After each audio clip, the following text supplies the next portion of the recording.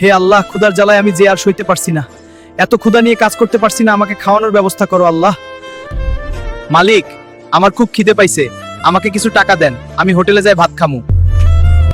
খালি খাওয়া আর খাওয়া, কাজ করতে আইছস হোটেল না, এখানে কোনো খাওয়া নাই, জাগিয়ে কাজ কর। ক্ষুধার জ্বালায় পেটের মধ্যে ব্যথা করতেছে। মালিককে বললাম খিদে পাইছে, মালিক আমাকে মেরে তাড়াইয়া দিল। আমি এখন কোথায় যাব? আরে বা, খাবারগুলো খেতে তো অনেক মজা। মালিক আমাকে মেরে সরাই দিয়ে, মালিক খুব মজা করে খাইতাছে। ক্ষুধার জ্বালা আর পারছি না, তাড়াতাড়ি খাবারগুলো নিয়ে পালাই, না হলে মালিক আবার আসবে। দৌড়াই জলদি।